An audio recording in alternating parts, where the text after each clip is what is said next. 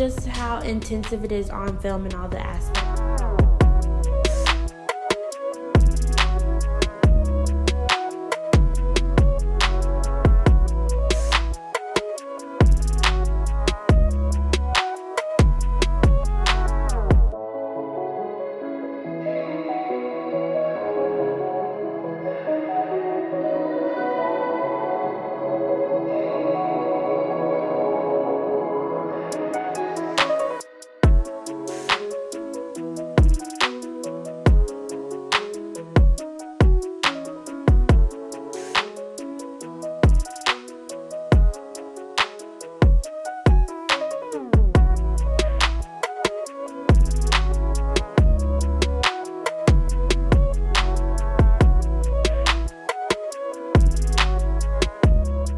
If you show them the love and dedication, they will pay it back tenfold.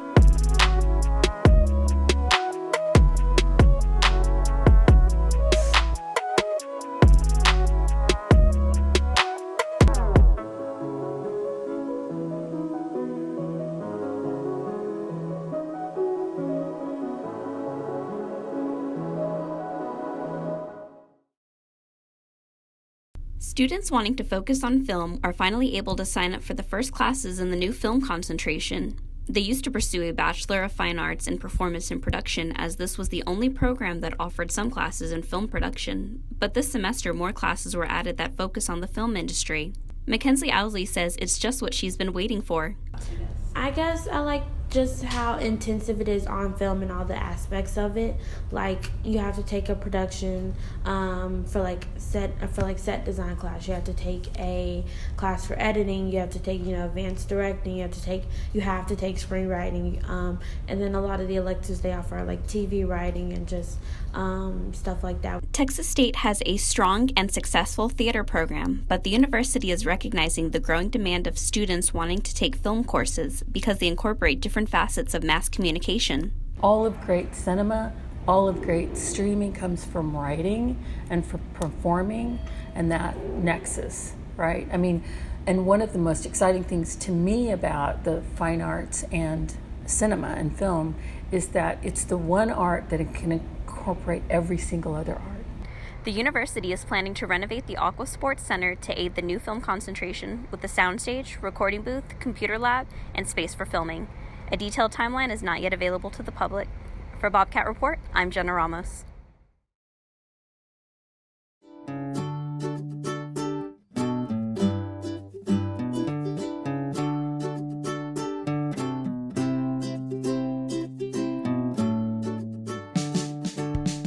Well, I guess it started with me telling Anna I want us to have a dog, and her pointing out some time in the future when she thought it would be appropriate. We were hesitant about getting a dog sooner because little children, we were kind of making sure that we focused on the little ones first, but now that they're getting bigger, starting grade school, we're like, okay, now they can be more active with the dogs if we were to have any. And every boxer owner that I've known, they've always bragged about how great they are with children and how family-oriented they are, so we went ahead and decided to adopt. She shared a post for Austin Boxer Rescue on Facebook, suggested we go. Perfect. If she was going to share an event on Facebook, then she would be willing to go. If she were willing to go, then she'd be willing to accept the consequences. The Austin Boxer Rescue is a fully nonprofit organization. We make sure that the house that the dog goes to is a really good match. The last thing we want to do is put a dog in a home and have them come back into rescue a week later, 2 weeks later, a year later. So our team does a really, really good job of vetting all of the applications and making sure that we match the appropriate dog to the appropriate house. We pick a dog out that we think will work for them based on their house, and that could be if they have kids or cats or small dogs, big dogs. So everybody from the family has to be here on the day that they adopt the dog. We would not adopt a dog out unless all the members are here, because all the members have to agree on that dog.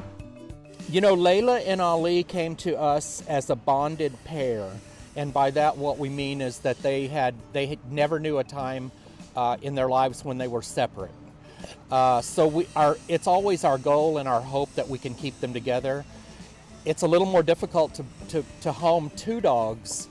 You have to find somebody who's willing to take on 2 mouths to feed. I was gung-ho, just, a slightly older dog, not a puppy where we'd have to be house training. Hopefully one that was more calm and can play with the children gently. And obviously I only had in mind just 1 dog. I had no idea that there would be 2 paired dogs, at this event that, would end up stealing our hearts. I wanted just 1, but instead we needed to get 2. These dogs were an owner surrender. We knew about, we could get some information about their histories. When the owners need to rehome their dogs, it's I don't really focus so much on the reason, but we do the best we can, because there are worse approaches.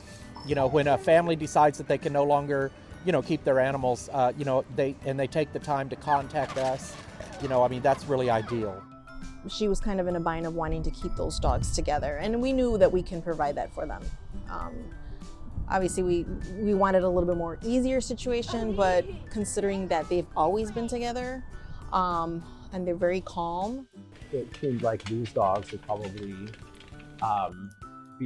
have a smoother transition for us than 1 dog that, whose history we didn't really know. We only had them in rescue for about a week. A week later, we had an adoption day event, and the owner brought them to the event, and they were adopted. We had a family here that fell for them and took them home. They were just like, okay, if you're really interested in these, let's get the ball rolling. Let's make sure that they come home to you ASAP. Only bad stuff I've heard was probably a lot of drool, maybe occasional illnesses because of their short snouts with the inbreeding. Beyond that, we didn't really hear any negative comments about the breed itself. We were really focusing on trying to find dogs that were going to be great with kids. A lot of people assume because they got a little snub nose that maybe they're a little mean or something like that, but they're absolutely not. They're one of the most affectionate and one of the most loving dogs that you could possibly have. They do fantastic with children. A lot of people think they're used for fighting and that they're vicious animals, and that can be the case if they're trained that way. So as with any breed, if you put them in a loving environment and you give them the attention and the care that they need, they are absolutely perfect family dogs. Boxers are high energy dogs. Boxers are goofy, boxers are silly, so they really, really do make great family pets as long as you give them that outlet for energy. They sit on command. We have to work a little bit more on the staying command, but other than that, they're pretty good. I was a little worried about the walking both large dogs on a leash, but they walk great together. Their prey instincts aren't huge either, so if they see a squirrel and stuff, they're not gonna immediately bolt. They're calm, they're more observant first. And we went trick-or-treating with them. We put a pair of boxing gloves over their collars and went trick-or-treating with them. And there was other dogs and stuff, and they were really aggressive and barking, and they were totally chill. He is more of the attention seeker. He just wants to be front and center with anybody that comes in the door. She's the alpha.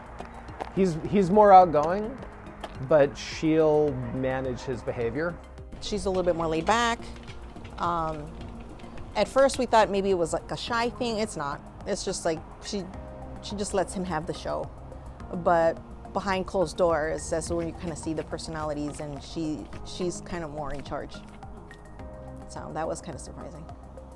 The rescue will not put 2 females in the same household, because they'll be fine, and then all of a sudden something will happen and snap. You can't keep them. You have to keep them separate. Anywhere between 100 dogs in foster homes at any given point in time, and the remaining are housed in the shelter. Some of them are in really, really horrific shape, and we've had people say, you know, we're losing faith in humanity because we see these dogs come in, but then all I say is come to an adoption day or be part of the rescue where you see the opposite of that, like the people coming together and truly selflessly giving to make these animals in a better place where they can be adopted into a loving home. And if you show them the love and dedication, they will pay it back tenfold. For the most part, they're just a real docile, tame dog. A little on the bigger side, but they're very affectionate. Once you own a boxer, that's your dog. That's the only one you'll want.